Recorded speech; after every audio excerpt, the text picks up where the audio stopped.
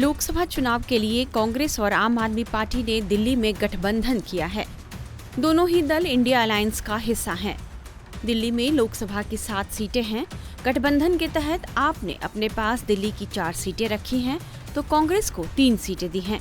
लेकिन दिल्ली में आपके साथ हाथ मिलाना कांग्रेस के गले की फांस बनने लगी है।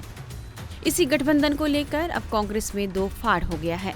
दिल्ली के कई ऐसे नेता हैं जो इस अलायंस के पक्ष में नहीं हैं। इसी मुद्दे पर पहले प्रदेश अध्यक्ष अरविंदर सिंह लवली ने अपना पद छोड़ा और कल कांग्रेस के पूर्व विधायक नीरज बसोया और नसीब सिंह ने आपके साथ गठबंधन के विरोध में कांग्रेस छोड़ने का ऐलान कर दिया। नीरज बसोया ने कांग्रेस क्यों छोड़ी है, वे खुद बता रहे हैं। मैंने अपनी चिट्ठी में साफ खरगे जी को लिखा कि आम आदमी पार्टी से जो आपने अलायंस किया है वो अलायंस बिल्कुल गलत है, अनरियलिस्टिक है, अननेचुरल अलायंस है। आप संविधान बचाओ के नाम पे कांग्रेस के सारे कार्यकर्ताओं को बर्बाद कर दिया। हमारी पब्लिक में फेस सेविंग नहीं हो पा रही।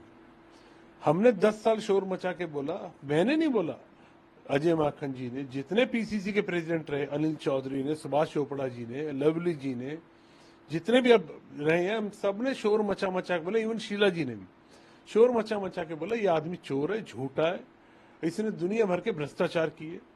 जो पब्लिसिटी का फंड 12 करोड़ था, इसने 500 करोड़ किया, पब्लिक इंटरेस्ट का मनी था।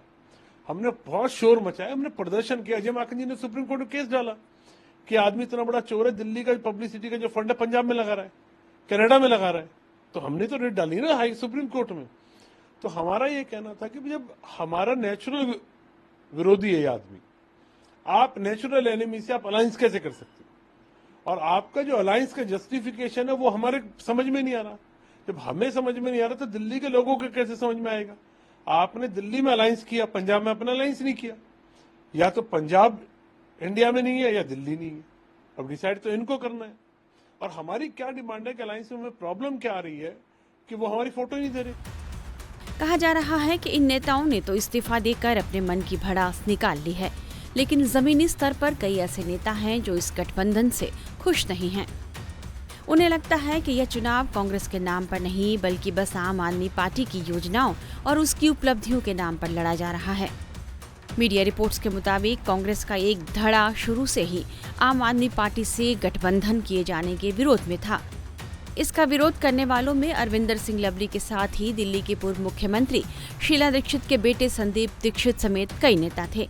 पार्टी के नेताओं का मानना रहा कि आम आदमी पार्टी से अलायंस करके कांग्रेस ने अपने ही पैर पर कुल्हाड़ी मारी है, क्योंकि एक तो आम आदमी पार्टी ने दिल्ली में कांग्रेस की हैसियत छीन ली और दूसरा उसका जनाधार भी कम कर दिया।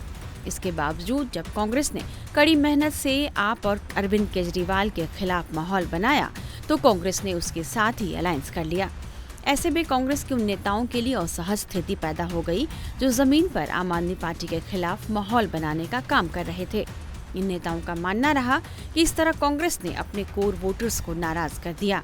वहीं गठबंधन की वजह से कांग्रेस के हाथ से 4 सीटें भी चली गईं। यदि यह 4 सीटें रह जाती तो अरविंदर सिंह लवली, अलका लांबा, संदीप दीक्षित और राजकुमार चौहान जैसे पुराने नेताओं को भी टिकट मिल सकता था। हालांकि पार्टी के शीर्ष नेतृत्व ने स्थानीय स्तर के नेताओं की राय को तवज्जो न देकर राष्ट्रीय स्तर पर हुए तालमेल का हवाला देते हुए यह गठबंधन कर लिया, जिसका खामियाजा अब कांग्रेस को इस तरह भुगतना पड़ रहा है कि उसके नेता एन चुनाव के बीच पार्टी से किनारा करने लगे हैं, जिसका असर चुनाव पर पड़ने की पूरी संभावना है। टाइम्स नाउ नव भारत डिजिटल की रिपोर्ट।